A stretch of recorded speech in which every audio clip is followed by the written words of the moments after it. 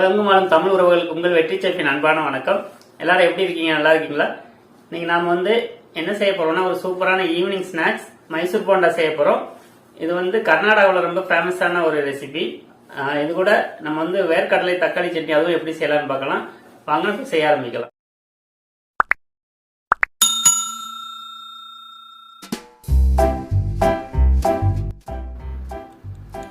மைசூர் போண்டா செய்யறதுக்கு முதல் மாவு மிக்ஸை ரெடி பண்ணிடலாம். அதுக்கு ஒரு பவுலில் ஒரு கப் தயிர் சேர்த்துக்கலாம். ஒரு டீஸ்பூன் உப்பு, ஒரு டீஸ்பூன் பேக்கிங் சோடா சேர்த்துக்கலாம். சேர்த்து நல்லா மிக்ஸ் பண்ணுவோம். வர நுரமாட்டு நல்லா பொங்கி இருந்திருக்கு. இப்போ நம்ம 2 கப் மைதா சேர்த்துக்கலாம். சேர்த்து நல்லா கலந்து விடலாம். இது தண்ணி சேர்த்து மிக்ஸ் பண்ணலாம்.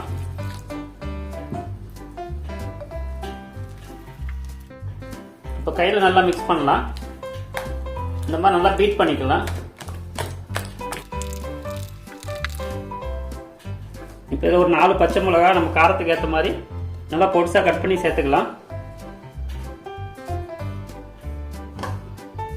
அப்புறம் கொஞ்சம் இஞ்சி, ஒரு டேபிள் ஸ்பூன் இஞ்சி நல்லா பொடிசாக கட் பண்ணி சேர்த்துக்கலாம். கொஞ்சம் கருவேப்பிலை, கொஞ்சம் கொத்தமல்லி இலை, ஒரு டீஸ்பூன் சீரகம், ஒரு 2 டேபிள் ஸ்பூன் துருவன தேங்காய் சேர்த்து எல்லாத்தையும் நல்லா கலந்துக்கலாம். மிக்ஸ் பண்ணியாச்சு. இது ஒரு அரை மணி நேரம் நம்ம ரெஸ்ட் கொடுப்போம். ரெஸ்ட் கொடுத்து அதுக்கப்புறம் நம்ம ஃப்ரை பண்ணலாம். இப்போ நம்ம பீனட் டொமேட்டோ சட்னி செய்யறதுக்கு ஒரு கடாயில் 1 டேபிள் ஸ்பூன் எண்ணெய் சேர்த்துக்கலாம்.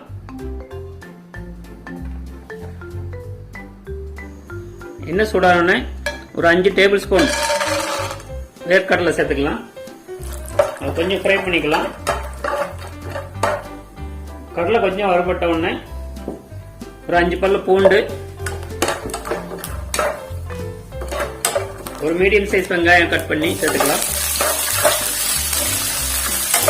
ஒரு 6 வத்தல், 3 மீடியம் சைஸ் தக்காளி ரஃபா கட் பண்ணி சேர்த்துக்கலாம்.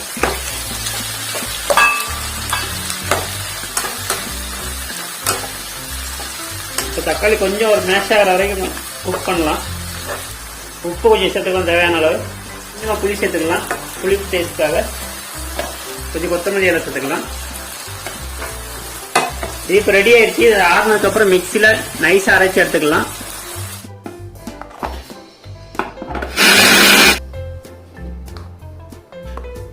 இப்போ நம்ம சட்னிக்கு தாளிப்பு போட்டுடலாம். அதுக்கு ஒரு கடாயில் கொஞ்சமாக எண்ணெய் சேர்த்துக்கலாம். எண்ணெய் சூடானோன்னே ஒரு டீஸ்பூன் கடுகு, ஒரு அரை டீஸ்பூன் உளுந்து, 2 வத்தல், கொஞ்சம் கருவேப்பிலை, ஒரு பிஞ்சு பெருங்காயத்தூள் சேர்த்துக்கலாம். பொரிஞ்ச உடனே சட்னியில் சேர்த்துக்கலாம்.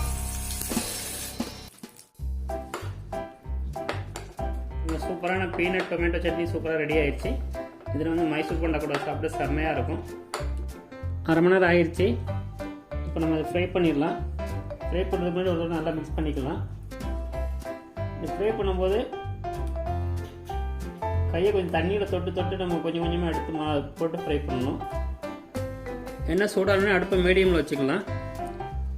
இது ஃப்ரை பண்ணதுக்கு முன்னாடி கையில் தண்ணியில் தொட்டுக்கோங்க. தண்ணியில் தொட்டு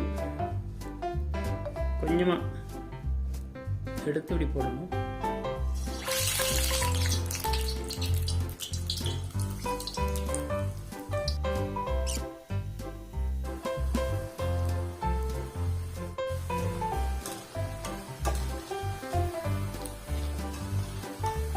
இந்த அளவுக்கு ப்ரௌன் கலர் வந்தோடனே ஃப்ரை பண்ணி எடுத்துக்கலாம்.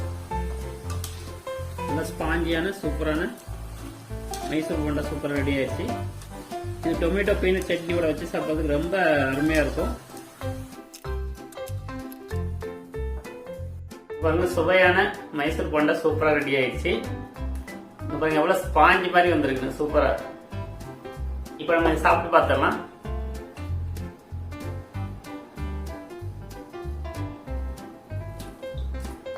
டேஸ்ட் ரொம்ப அருமையா இருக்குது. எல்லாமே பெர்ஃபெக்டா வந்திருக்குது.